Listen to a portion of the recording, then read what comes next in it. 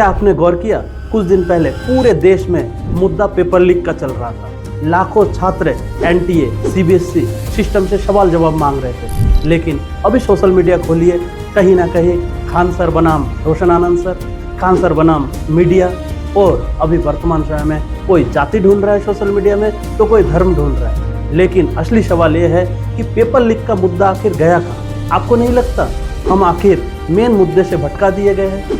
आज हम इस वीडियो के माध्यम से पूरे क्रोनोलॉजी को समझेंगे।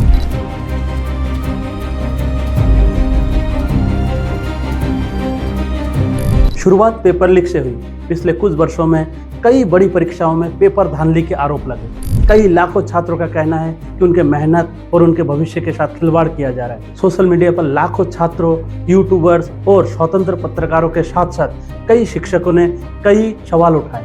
सवाल ये भी उठाए कि पेपर लीक आखिर क्यों हो रहा है, साथ ही साथ इसके जिम्मेदार कौन है और छात्रों को न्याय कब मिलेगा। यानी कि पूरा फोकस शिक्षा व्यवस्था पर था। अब बहस का ट्रैक बदल गया, मतलब सोशल मीडिया और टीवी डिबेट का बहस अब दूसरी चीजों में बदल गया।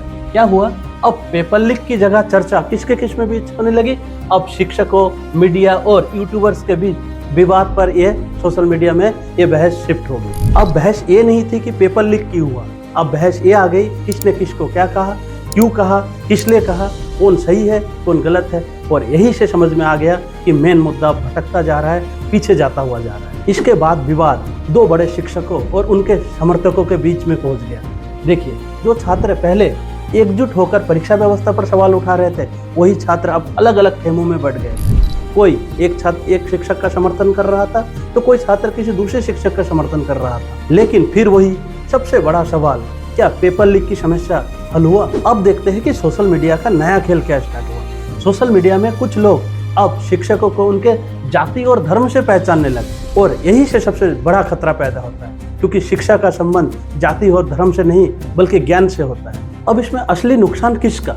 देखिए, इसमें असली नुकसान उसका है जो दिन रात पढ़ाई कर रहे हैं और जिनके माता पिता बहुत मेहनत करके फीस भर रहे हैं और जो उम्मीद कर रहे हैं कि उनके मेहनत का फल उन्हें सही तरीके से मिल जाएगा। लेकिन बहस यदि सिर्फ और सिर्फ विवाद, जाति, धर्म आदि को लेकर ही रह जाए तो फिर असली पेपर लीक का मुद्दा आखिर समस्या का हल हुआ ही कहाँ? फिर वही सवाल कि आखिर मेन मुद्दे से हम भटके ही क्यों? देखिए, किसी भी पत्रकार, नेता, शिक्षक या छात्रों का समर्थन या विरोध करना आपका अधिकार है। लेकिन यदि पेपर लीक, परीक्षा में गड़बड़ी और छात्रों के भविष्य के मेन मुद्दे से भटक कर यदि हम दूसरे मुद्दे पर बात करें तो सबसे ज्यादा नुकसान देश के युवाओं का ही होता है। इसलिए हम किसी व्यक्ति विशेष पर बात ना करके क्यों ना हम मेन मुद्दे पर क्यों नहीं आते, हम मेन मुद्दे से भटक ही क्यों जाते हैं? क्या आपको लगता है कि देश में कई बार असली मुद्दे पीछे छूट जाते हैं और बहस की दिशा किसी दूसरी दिशा की ओर चली जाती है?